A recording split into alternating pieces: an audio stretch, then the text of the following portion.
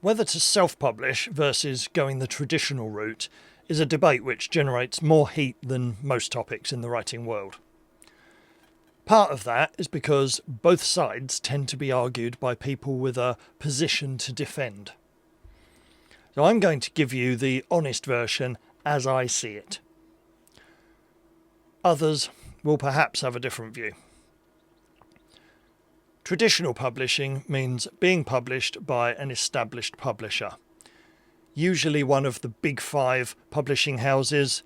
It could be an independent small press. In most cases, this requires getting an agent first. Once you have an agent, they'll submit your manuscript to publishers on your behalf. If a publisher offers, they may pay you in advance against future royalties. They will usually then handle editing, design, production, distribution and marketing.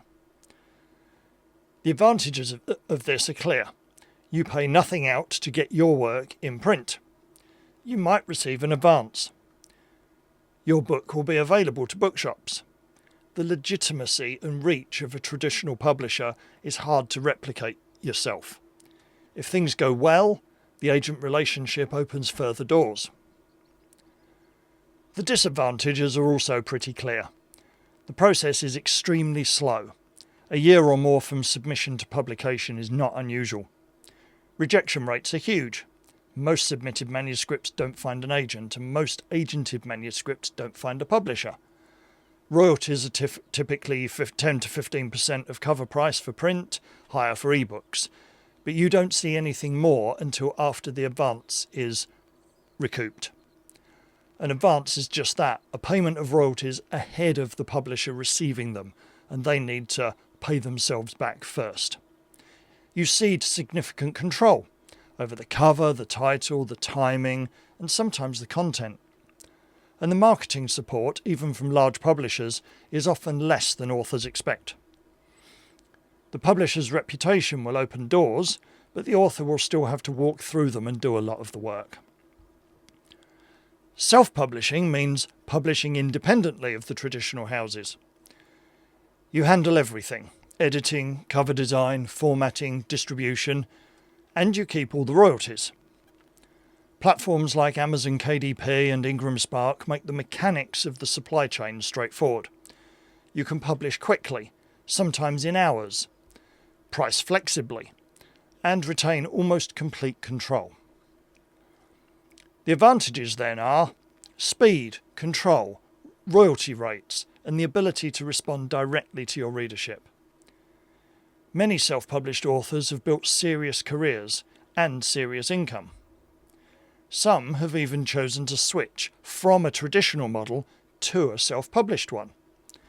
A few notable names include Mark Twain, Brendan Sanderson, David Mamet, Bella Andre and Courtney Milan. They all chose self-publishing in order to regain control and to improve their profit margins. Of course, there are disadvantages. You're responsible for everything, including the things you might not be good at. A badly designed cover, a poorly formatted interior, inadequate editing, and piecemeal marketing are all quick ways to sink books which are otherwise excellently written. The quality ceiling is high, but so is the floor. And if you don't know how to manage the supply chain, then your reach becomes potentially limited. Hybrid publishing sits between the two. There are many models for this. Typically, you would pay the publisher for their services. This would normally include cover and internal design, production and distribution. These are things that the self-published author will often seek professional assistance with anyway. There is a risk of quality variation with hybrids. There are excellent hybrid publishers, and there are operations that charge authors significant fees for minimal value.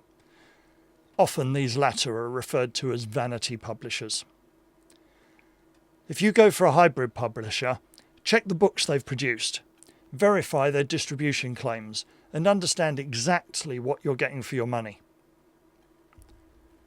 So which should you choose? Well, that depends on what you want. If your goal is bookshop presence, critical recognition, and you're willing to wait, then traditional publishing might be the route for you. If your goal is speed, control, and maximising income on a direct-to-reader model, self-publishing is worth learning properly. If you want some of both and are prepared to invest in getting the services right, hybrid publishing, with proper due diligence, is a viable path. There is no objectively right or wrong answer. There's only the answer that fits your book, your goals, and your preference.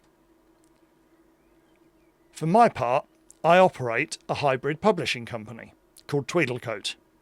You'll see it mentioned now and then in my videos. I won't talk about Tweedlecoat here, as this is about education, not selling my publishing services. And further to that education element, I've launched a novel writing course, which is live now.